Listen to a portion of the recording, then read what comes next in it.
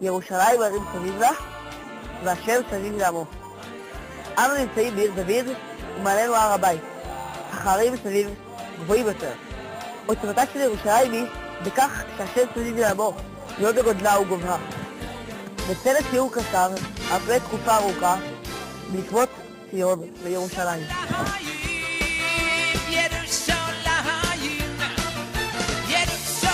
כאן הכל התחיל. לפני כ-3,000 שנה פרש דוד המלך את ציון מיד היבוסי, וקרא לה עיר דוד. תעיפה דוד את מצודת ציון היא עיר דוד, שמואל ב' פרק ה'. לאחר מכן הכריז עליה עיר המלכות שלו, והעלה לירושלים את ארון הברית. אחריו בנה בנו שלמה את בית המקדש, בהר המוריה. וכאן ממש הציב את ארמונו ואת משרדי הממשלה. שלמה בחוכמתו ובענווה שלו העמיד את המקדש מעל המלכות. לאחר מספר דורות, חזקיהו מלך יהודה המשיך לפתח את ירושלים, וחצב בה את עקבת השילוח, על מנת להטות את מי מעיין הגיחון לתוך העיר, כדי להתכונן למצור של סנחריב מלך אשור. נעלה בקודש ונתקדם בזמן.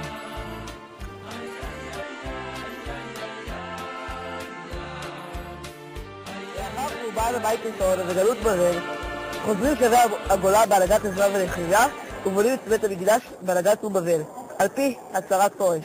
וכך כתוב בתחילת ספר עזרא. מי בכן מכל עמו יהי אלוהיו עמו, ויעל לירושלים אשר ביהודה, ויבנה את בית השם אלוקי ישראל, הוא האלוקים אשר בירושלים. בהתחלה בית המקדש היה קטן ודל יחסית, עד שבא הורדוס, שהיה ידוע בכישרון הבנייה שלו, ובנה את בית המקדש שהגיע לשיא אופיו ותפארתו, עד שחרב על ידי הרומאים. איך אמרו חז"ל? כן, מי שלא ראה בניין הורדוס לא ראה בניין השם מימיו. בתקופה זו הגיעו בשלושת הרגלים כ500,000 יהודים לירושלים. הגמרא במסכת סוכה שואלת, מה אמרו זה על זה כשנפרדו וחזרו לביתם? ביי, שלח לי אימייל?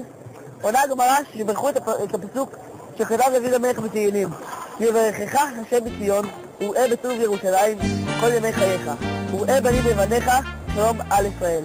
השם ששוכן בציון יברך אתכם ואת כל עם ישראל. הכותל שנמצא מאחוריי הוא הפריט של אותה בית המקדש, אבל זה לא הכל. רוב אורכו של הכותל התגאה בחצרות שמנהרות הכותל, ושם ניכנס כעת. שלום על ישראל, ורבנים לבניך, שלום על ישראל, וראה בנים לבניך, שלום על ישראל. אנחנו נמצאים עכשיו ליד קודש הקודשים, שהוא המקום בו שרתה השכינה. ובמשך כל הדורות, עד היום, לא פסקו יהודים מלהתפלל על החזרה לציון, המחזיר שכינתו לציון. נעלה לרוב היהודי לתפילה שנעלה במהרה לבית המקדש.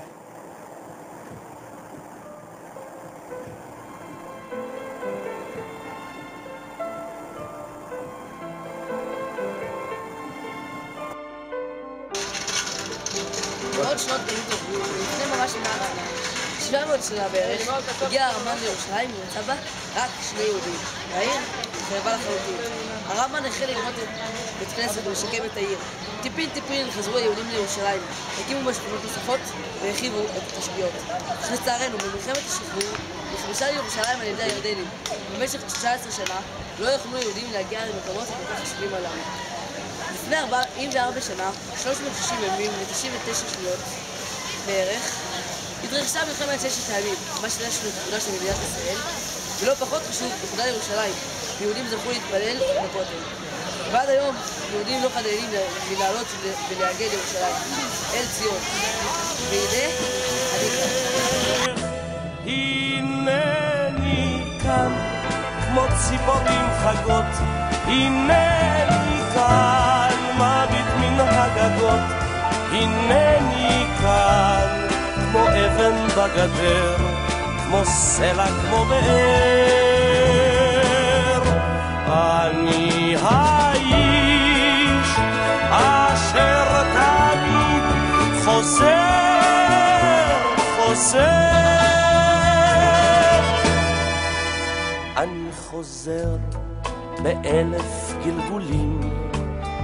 אני נזיר בין מלך וקבצן, ובלילות בבכות השואלים אני חולם וארבח בו בזמן. אני רואה אותך הרחוקה כמו נסיכה שבויה במגדלים, בין סורגים יושבת ומחכה. האלוהים גדולים, הנני כאן כמו ציפורים חגות, הנני כאן מביט מן הגגות, הנני כאן כמו אבן בגדר, כמו סלע, כמו